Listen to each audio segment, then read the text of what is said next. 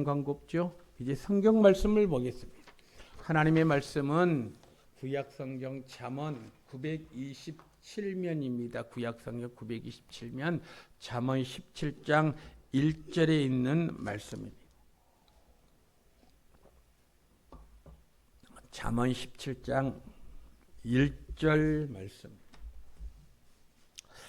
구약 성경 927면입니다. 잠언 17장 1절.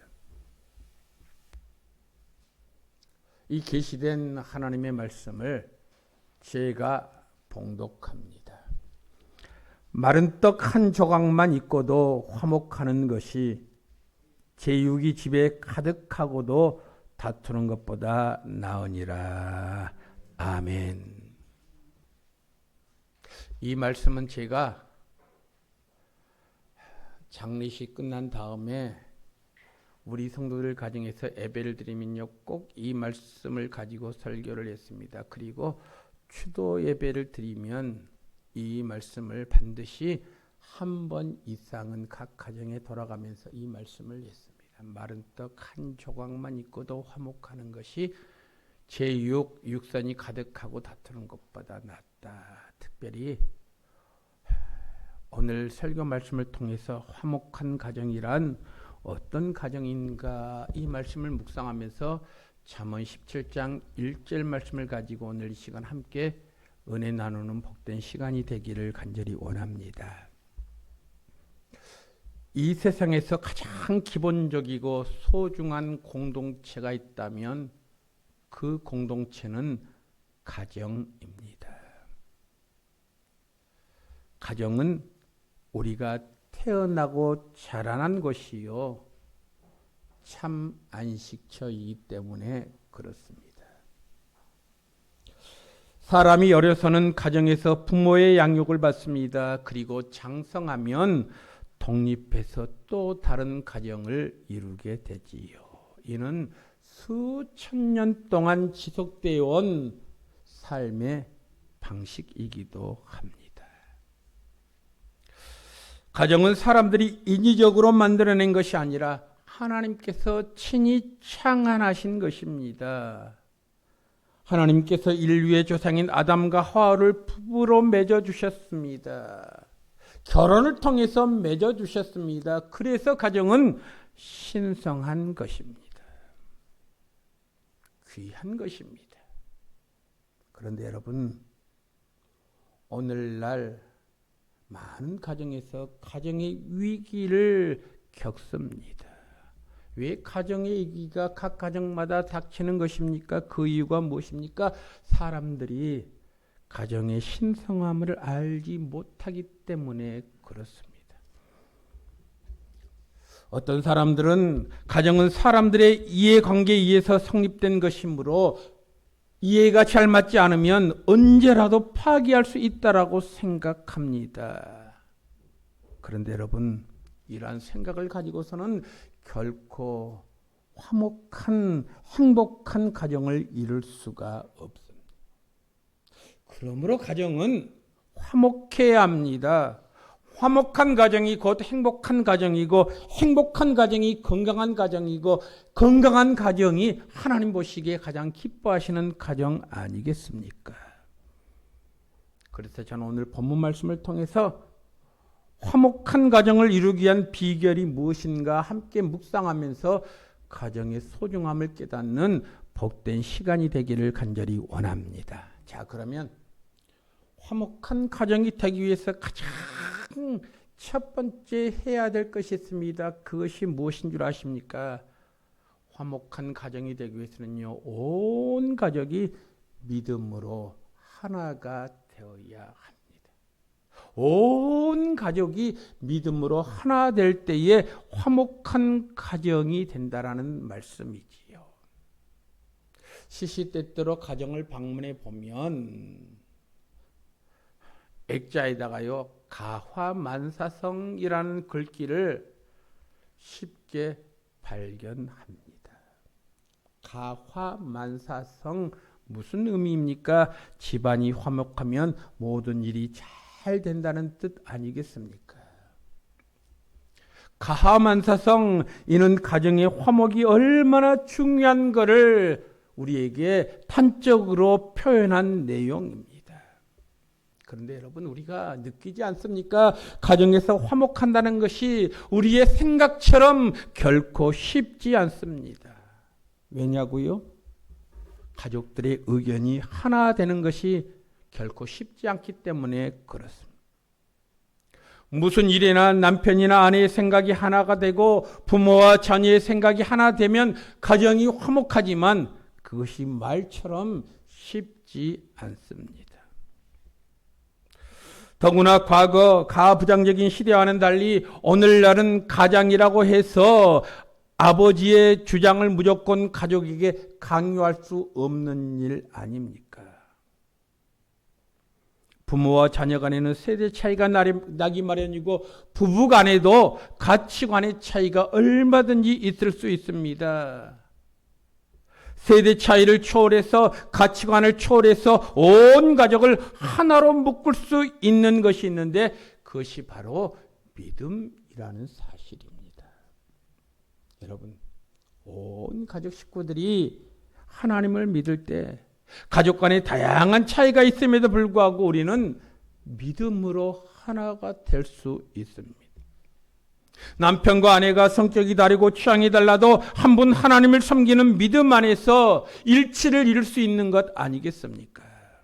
그러므로 온 가족이 같은 신앙을 가진 것이 얼마나 큰 축복인지 모릅니다.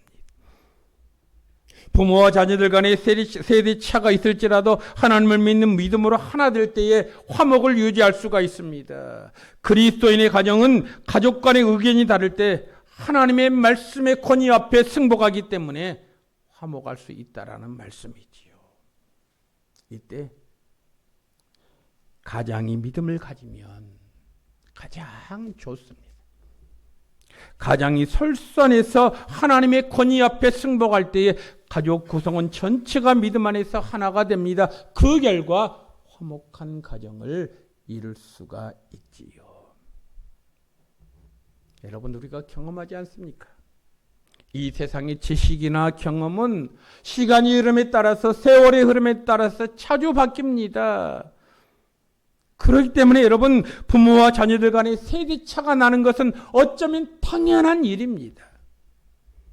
물론 부모와 자녀들이 서로를 이해하려고 노력해야 하겠지만 세대 간의 차이를 완전히 극복할 수는 없습니다. 그러나 하나님께서는 어제나 오늘이나 영원토록 변함이 없으신 분이시기 때문에 그리스도인들은 하나님의 말씀 안에서 세대차를 초월해서 일치된 생각과 뜻을 가질 수가 있다라는 말씀이지요. 어떤 사람은 이렇게 말합니다. 성경이 수천 년 전에 기록된 것이므로 시대에 뒤떨어진 소리라고 말합니다. 그런데 여러분, 성경은 시대를 초월해서 어느 시대에나 누가 읽어도 새롭습니다. 왜냐고요? 하나님이 영원하시기 때문에 그렇습니다. 하나님이 영원하다라고 하면 시간의 흐름에 영향을 받지 않는다는 것을 의미합니다. 그렇기 때문에 하나님의 말씀인 성경을 읽고 하나님의 말씀인 성경을 묵상할 때 우리는 가정의 소중함을 깨닫게 됩니다. 가정이 화목할 때 비로소 그 가정은 사랑의 보금자리가 되고 가정 천국을 이루는 것 아니겠습니까? 그러므로 여러분, 화목한 가정이 되기를 원하십니까? 온 가정이 믿음으로 하나 되는 그런 복된 성도들이 되기를 간절히 원합니다. 두 번째로 화목한 가정이 되기 위해서는요, 가족 간에 서로가 서로를 위로할 때에 화목한 가정을 이룰 수가 있습니다. 가족이 서로를 용서하고 용납할 때, 여러분, 많은 사람들이 가정을요 뭐라고 말합니까? 사랑의 보금자리라 그렇게 말을 합니다. 왜 가정이 사랑의 보금자리입니까? 이는 가족 간의 약점과 실수가 얼마든지 용납되기 때문에 그렇습니다. 집 밖에 나가면 우리는 치열한 경쟁에 경쟁이 펼쳐집니다. 학생들은 학교에서 성적 경쟁을 해야 합니다. 직장인들은 직장에서 실적 경쟁을 해야 합니다. 가게를 운영하신 분들은 나름대로 버티기 위해서, 생존하기 위해서 옆 가게와 치열한 전쟁을 해야 합니다. 그 경쟁에서 실수하면 결코 용납되지 않습니다. 실수한 만큼 손해를 감수할 수밖에 없습니다. 그런데 여러분, 가정은요, 경쟁이 아니라 용서가 우선입니다. 인간적인 약점과 허물이 가정 안에서는 얼마든지 용납될 수 있습니다. 우리 가족 구성원 가운데 어떤 사람은 잘나고 똑똑한 사람도 있지만 못나고 어리숙한 사람들도 있습니다. 그런데 세상에서는요, 똑똑한 사람만 인정받습니다. 어리숙한 사람은 매장당합니다. 이것이 세상의 원리 아닙니까?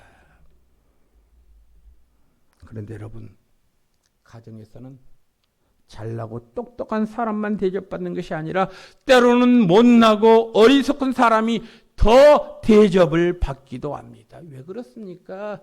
짠한 생각이 들기 때문에 그렇습니다. 다시 말하면 용서하는 마음이 있기 때문에 그렇습니다. 이 용서하는 마음은 부부간에도 필요합니다. 남편은 아내의 부족함을 감싸주어야 합니다. 아내는 남편의 권위를 세워주어야 합니다. 이것이 화목의 지름길입니다. 여러분, 창세기 2장 18절에 보면 하나님께서 이렇게 말씀하셨습니다. 여호와 하나님이 이르시되 사람이 혼자 사는 것이 좋지 아니하니 내가 그를 위하여 돕는 배필을 지으리라 하시니라. 그렇게 기록이 됐어요. 내가 하나님이 그를 위하여, 그가 누굽니까? 아담을 위하여 돕는 배필을 지으리라. 그렇게 말씀하셨습니다.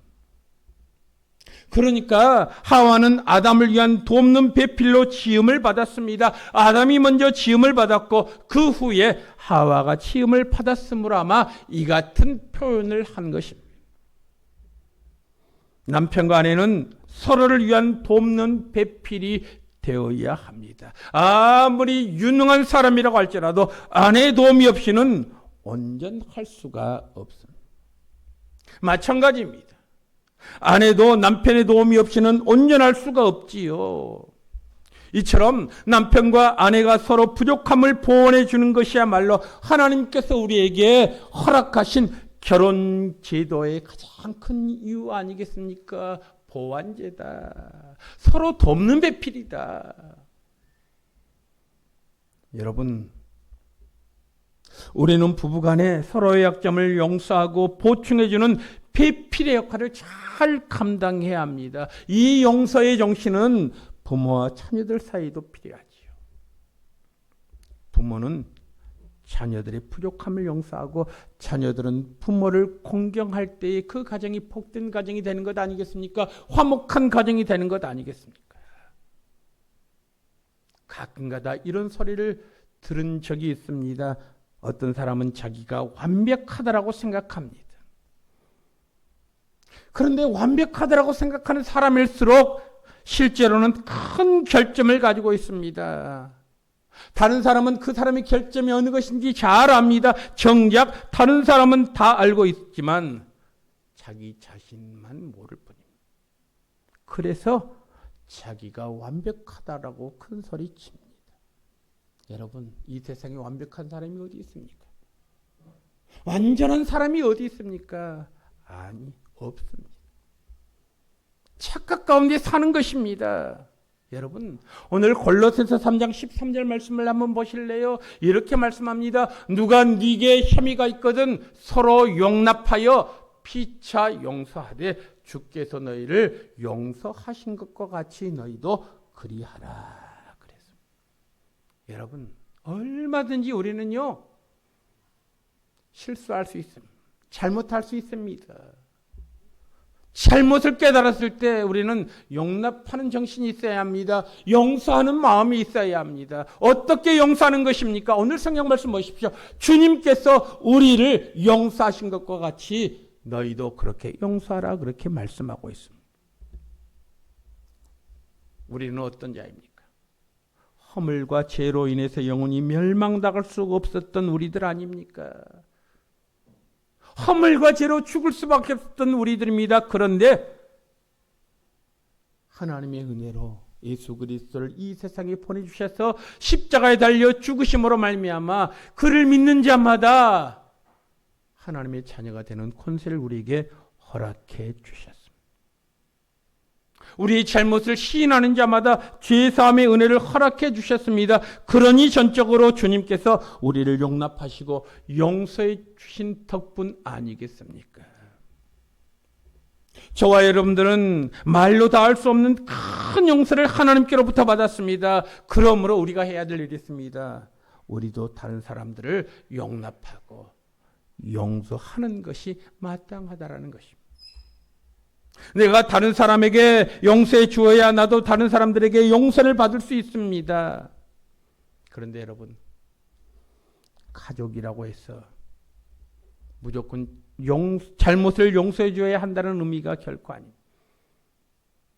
가족 구성원들 가운데 누군가 잘못을 범하면 진심으로 그 사람을 생각해서 그 잘못을 지적해 주어야 합니다. 잘못을 지적해 줄 때 그 가족의 부족함을 용서하는 마음으로 권면해야 합니다. 사랑하는 마음으로 권면해야 합니다. 나의 진심이 상대방에게 전달되도록 권면해야 합니다. 그렇지 않으면 가족이라고 할지라도 약점을 꼬집고 비난하는 것으로 받아들이게 되어서 오히려 가족 간에 더 큰 갈등과 아픔을 겪을 때가 얼마나 많습니까?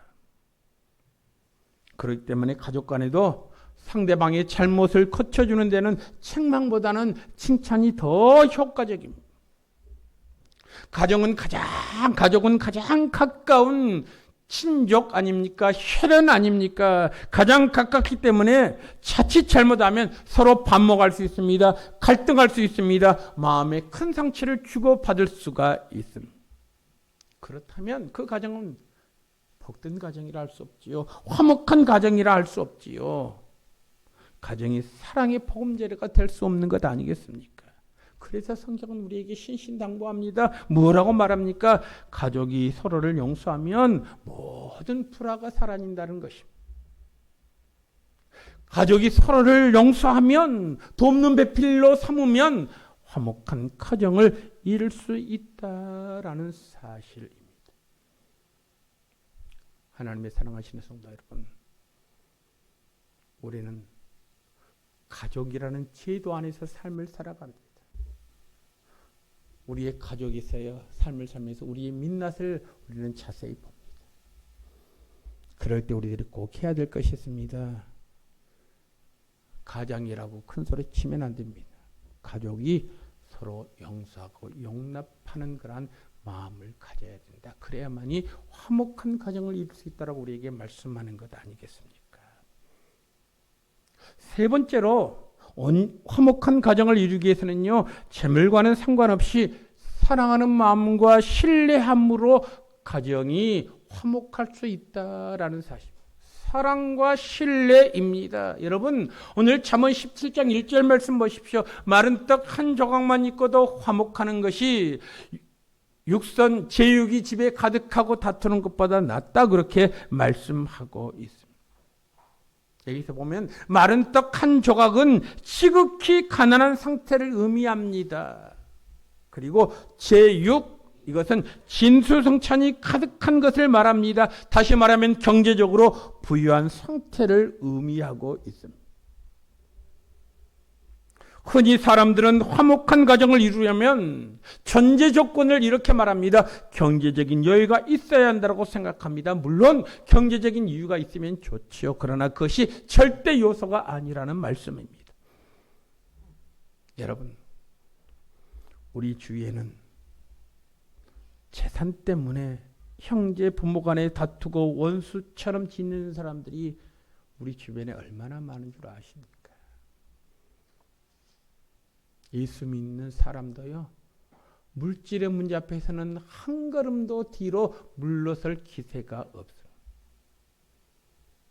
그래서 재산 문제 때문에 부모 형제 간에 원수처럼 지내는 그런 사람들이 주변에는 굉장히 많이 있습니다.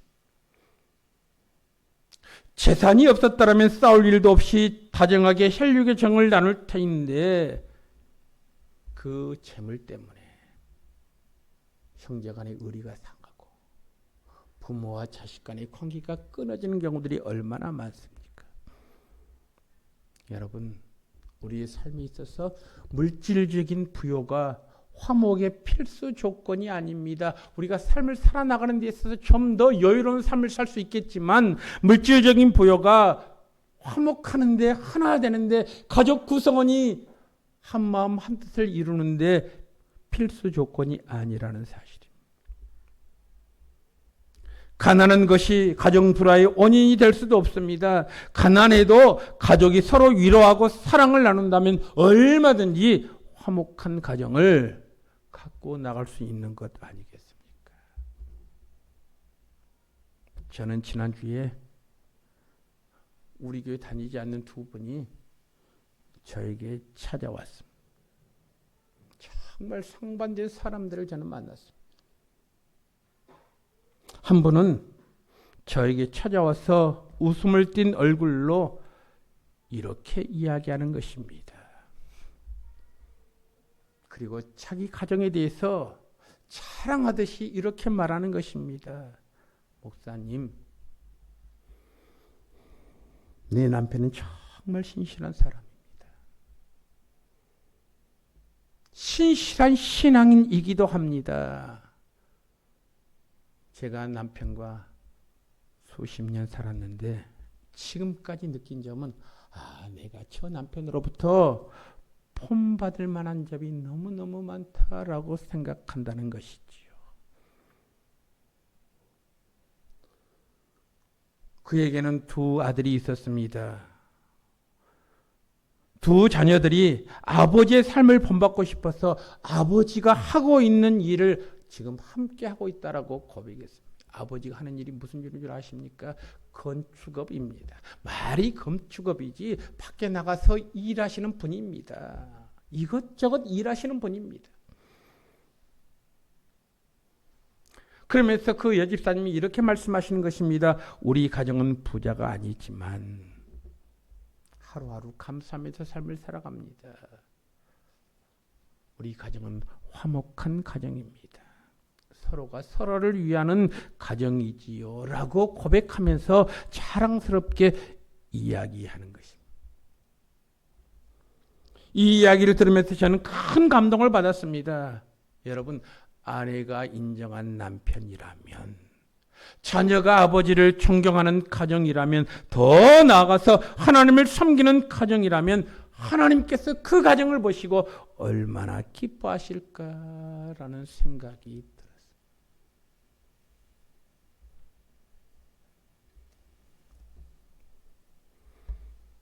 저는 지난주 또 다른 한 분을 만났습니다.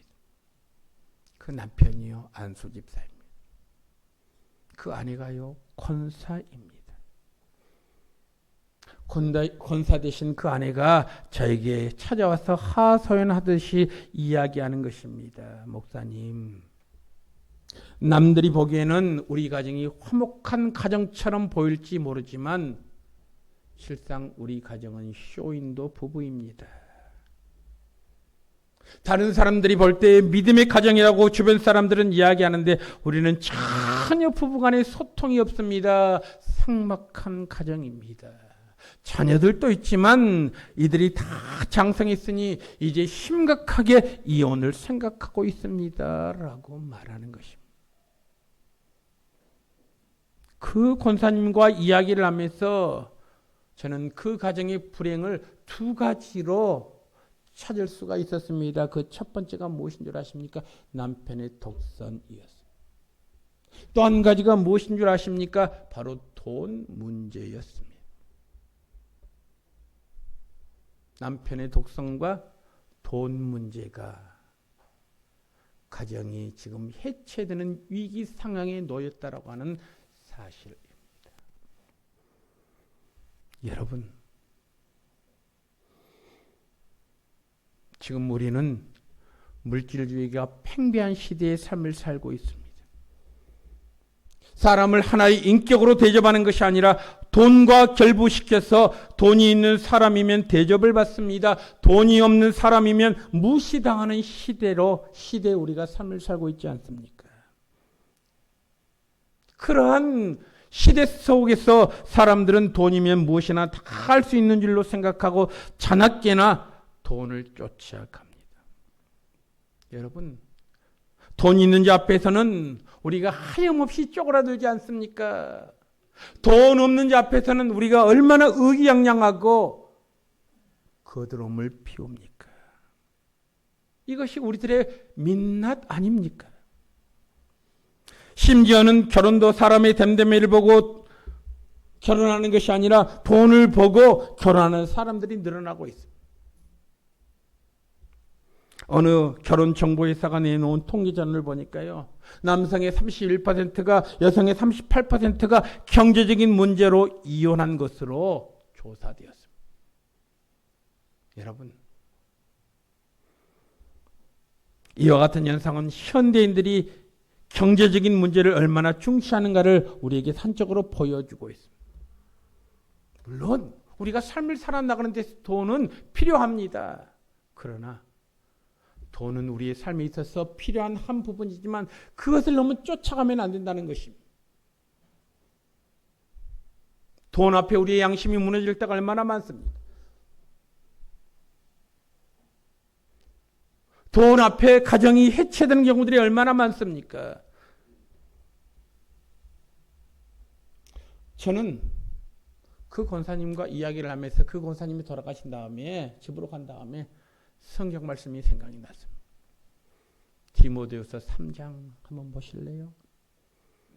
말세에 나타나는 현상에 대해서 이렇게 표현하고 있습니다. 디모데후서 3장 1절에서부터 5절까지 말씀입니다. 말세에 나타나는 현상이 오늘날 어떻게 나타나고 있는가 한번 잘 보십시오. 너는 이것들을 알라.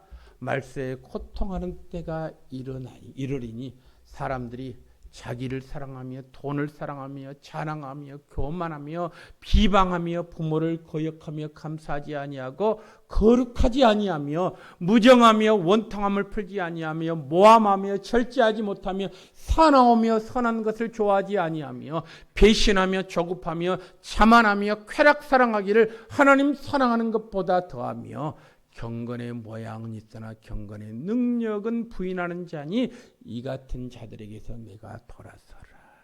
여러분, 이 디모데후서 3장 1절에서부터 5절까지 말씀은요, 말세에 사는 사람들의 특징에 대해서 말씀하고 있습니다. 말세가 주님께서 다가오실 날이 가까이 온 것이 바로 말세 아닙니까? 주님께서 언제 재림하실지 모르지만 주님께서 오십니다. 우리는 대비하면서 삶을 살아야 합니다. 그런데 말세 사람들의 특징 가운데요, 가장 먼저 2절 말씀을 다시 한번 보실래요? 이렇게 기록이 되어 있습니다. 사람들이 자기를 사랑하며 돈을 사랑한다. 가장 먼저 말세 사람들의 특징 가운데 자기를 사랑하는 것입니다. 돈을 사랑하는 것을 맨 먼저 언급하고 있습니다.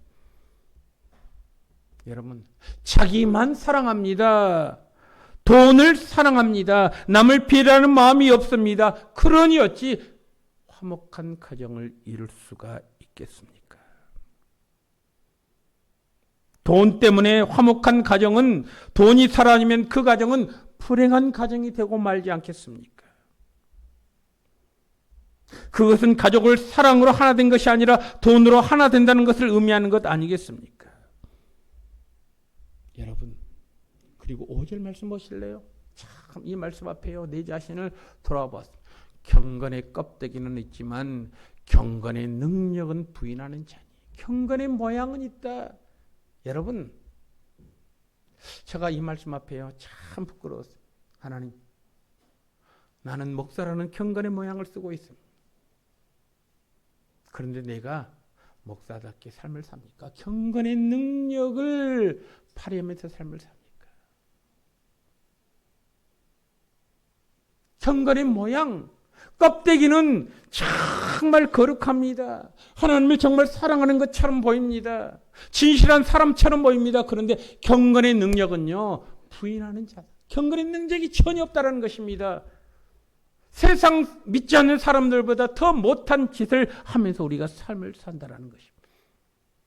이것이 말씀에 나타나는 특징이라는 것이죠, 여러분. 그러면서 5절 마지막 절 보니까요, 이 같은 차들에게서 내가 돌아서야 한다. 그렇게 말씀하고 있습니다. 여러분 그렇습니다. 우리는요, 이 말씀 속에서 우리 자신을 돌아보아야 합니다. 과연 나는 내 자신만을 사랑하는가? 돈의 노예로 삶을 살고 있지 않는가? 그렇게 생각해 봐야 합니다. 우리는 물질에 대한 세속적인 태도를 버리고 성경적인 물질관을 가져야 합니다. 성경적인 물질관이 무엇입니까? 주님께서 우리에게 말씀하셨어요. 야, 너 자족하는 마음을 가져야 한다. 자족하는 마음. 내게 있는 것에 대해서 감사하는 마음을 가져야 한다는 것입니다. 여러분, 우리는 과연 자족하는 마음을 갖습니까? 그렇지 않을 때가 얼마나 많습니까?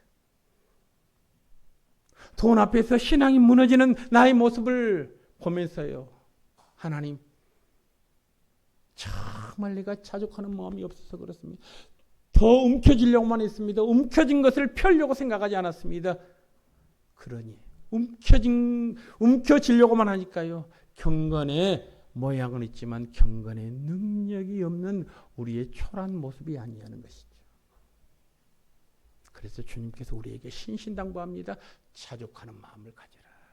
여러분, 왜 자족하는 마음을 가져야 되는 줄 아십니까? 디모데전서 6장 7절 8절 말씀 보십시오. 왜 우리가 자족하는 마음을 가져야 하는가? 우리가 세상에 아무것도 가지고 온 것이 없으며 또한 아무것도 가지고 가지 못하리니 우리가 먹을 것과 입을 것이 있는즉 족한 줄로 알 것이라. 먹을 것과 입을 것이 있든지 자족한 줄로 알라. 그렇게 말씀하고 있습니다. 여러분, 돈은 날개를 가진 새와 같아서 언제라도 나에게서 떠나갈 수가 있습니다. 반대로 없다가도 생기는 것이 돈이지 않습니까? 그러므로 돈은 우리에게 소중한 것입니다. 그런데 물론 돈은 우리에게 소중하지만 재물보다 돈보다 더 소중한 것이 있습니다. 그것이 무엇입니까? 가족 간의 사랑은 억만금을 준다고 할지라도 결코 바꿀 수 없는 것 아니겠습니까? 다른 것 다 소유해도 가정이 해체되어 버린다면 무슨 소용이 있습니까? 그러므로 가족이 서로 사랑하고 신뢰한다면 혹 가난해도 실패해도 질병이 온다고 할지라도 화목한 가정을 이룰 수 있다라는 사실입니다. 여러분, 그렇습니다. 가족은요, 사랑과 신뢰가 있어야 합니다. 그래야 화목한 가정을 이룰 수가 있지요. 마지막 네 번째로 가정이 화목하기 위해서는요, 관심을 갖고 힘써야 합니다. 서로가 관심을 갖고 힘써야 합니다. 주님께서 말씀하셨습니다. 화평하게 하는 자는 복이 있나니 그들이 하나님의 아들이라 일컬음을 받을 것이며 라고 말씀하셨습니다. 이 말씀은 믿는 우리에게 화평케 하는 자가 되라는 말씀입니다. 화평은 저절로 주어지는 것이 아닙니다. 우리가 화평케 하는 자로서 역할을 감당할 때에 누릴 수 있다라는 말씀이지요. 이 말을 다시 한번 생각해 볼까요? 가정의 화목은 저절로 주어지는 것이 아닙니다. 그럼 어떻게 하면 가정이 화목할 수가 있습니까? 가족 구성원의 전부가 화목한 가정을 만들기 위해서 한마음 한뜻이 되어야 합니다. 그 집안의 가정의 화목을 유지해 나갈 책임이 있습니다. 이는 그 안에도 마찬가지입니다. 그러면 자녀들은 어떠합니까? 자녀들도 가정의 화목을 지속해 나갈 책임이 있는 것이죠. 여러분, 우리는 가정의 화목을 위해서라면 나의 주장과 나의 요구를 포기할 수 있어야 합니다. 오늘날 우리 사회는 크게 성공한 사람은 많이 있습니다. 크게 성공한 사람이 많은 반면에 가정적으로 볼 때는 실패한 사람들도 많이 있습니다. 세상적으로는 성공이 있는데 왜 가정적으로는 실패했습니까? 자신의 성공을 위해서 가정을 소홀히 여겼기 때문에 그렇습니다. 여러분 그런데 한번 생각해 보십시오. 세상에서 성공해서 명예와 부와 권력을 얻었다고 할지라도 만약 가정이 해체되어 버렸다면 무슨 행복이 있겠습니까? 그런데 그럼에도 불구하고 오늘날 돈을 움켜쥐기 위해서 가정을 등한시하는 사람이 너무나 많습니다. 그렇게 사는 사람들은 이렇게 말합니다. 나도 가정의 소중함을 압니다. 그러나 돈이 없으면 가정을 지킬 수 없기 때문에 먼저 돈을 벌어야 하겠습니다. 라고 말합니다. 그것이 과연 맞는 말일까요? 안타깝게도 그들이 이제 웬만큼 돈을 벌었으니까 가정을 보살펴야지 할 때는 이미 그들의 가정은 망가질 대로 망가져서 회복이 불가능한 상태에 빠지게 된다는 사실을 왜 잊어버렸냐는 것입니다. 아무리 아름답게 꾸민 정원이라고 할지라도 방치해 두면 순식간에 잡초가 무성이 올라옵니다. 가정도 마찬가지입니다. 가정도 순식간에 방치해 두면요 망가지고 해체되어진다는 사실입니다. 해체된 후에 후회해도요 아무런 소용이 없습니다. 그러므로 가정을 사랑의 공동체로 갖고 나가는 데는요 관심이 있어야 합니다. 서로가 관심을 가져야 합니다. 여러분, 서로가 관심을 갖기 위해서 할 수 있는 가장 좋은 방법이 있습니다. 그것이 무엇입니까? 하나님과 화목하는 것입니다. 다시 말하면 우리의 가정이 하나님 보시기에 합당할 때 가족 간에도 화목한 가정을 이룰 수 있다라는 말씀이지요. 우리의 가정이 화목한 가정을 원한다면 먼저 우리가 하나님과 화목해야 합니다. 온 가족이 믿음 안에서 살 때 그것이 가능한 것 아니겠습니까? 만일 하나님과의 화목을 무시하고 가족 간의 화목만 치중한다면 화목이 이루어진 것처럼 보일지라도 결국은 실패할 수밖에 없습니다. 왜요? 가족의 마음이 하나님 안에서 하나 되지 못하기 때문에 그렇습니다. 하나님의 사랑하시는 성도 여러분, 저는 오늘 본문 말씀이요 얼마나 마음이 와닿은지 모릅니다. 잠언 17장 1절 마른 떡 한 조각만 있고도 화목하는 것이 제육이 집에 가득하고 다투는 것보다 낫다. 여러분 그러지 않습니까? 우리 가정이 믿음으로 하나 되고 가족 구성원들이 서로 잘못한 일이 있을 때 용서하고 서로 사랑하고 신뢰한다면 온 가족이 화목한 가정을 이루는 복된 삶을 사는 것 아니겠습니까? 아무리 다른 외적인 조건이 좋다고 할지라도 가정이 파괴되어 버린다면 그 사람은 참으로 불행한 사람 아닙니까? 그러므로 오늘 가정의 달 이제 마지막 주를 보내면서요 하나님께서 선물로 주신 가정 참으로 우리 가정이 귀하다 복되다 가장 소중하다 그것을 우리가 깨달아야 합니다. 하나님께서 선물로 주신 가정이 화목하고 사랑이 넘치는 보금자리가 될 수 있도록 우리가 힘써야 우리가 하나님을 더욱더 의지해야 합니다. 그리고 가족 구성원들 간에 서로 사랑과 신뢰가 있어야 되고 서로 관심을 가질 때에 그 가정이 복된 가정이 되는 것 아니겠습니까? 여러분 그렇습니다. 저는 우리 성도들의 가정이 화목한 가정이 되기를 원합니다. 주님을 섬기면서 남편과 아내 그리고 자녀들이 한 마음으로 한 목표를 향해서 나아갈 때 그리고 감사하는 마음으로 나아갈 때 그 가정이 사랑의 보금자리요 하나님의 축복받는 그런 가정 아니겠습니까? 우리 천성의 모든 성도 가정들이 정말 화목한 가정이 되어서 하나님께 영광이요 많은 사람들에게는 많은 가정에게는 본이 되는 그러한 복된 가정들이 되기를 주님의 이름으로 축복합니다. 기도하겠습니다. 하나님, 오늘날 가정이 해체되는 모습을 보면서 정말 이렇게 해체되어야만 할까 생각이 들 때가 많이 있습니다. 하나님 아버지, 오늘 이 시간 가정의 소중함을 다시 한번 깨닫게 하시니 감사합니다. 마른 떡 한 조각만 있고도 화목하는 것이 제육이 집에 가득하고도 다투는 것보다 낫다. 주님께서 잠언 17장 1절 말씀을 통해서 우리 가정을 돌아보게 하시니 감사합니다. 하나님 아버지, 믿음의 가정, 서로 믿고 의지하는 가정, 서로 섬기면서 존경하는 가정, 서로 관심을 가지면서 서로 위하는 가정, 얼마나 보기에 좋은 가정입니까? 혹 우리 가정이 경건의 모양은 다른 사람이 볼 때는 뛰어나다고 할지라도 경건의 능력이 없는 가정인가 우리가 다시 한번 돌아봅니다.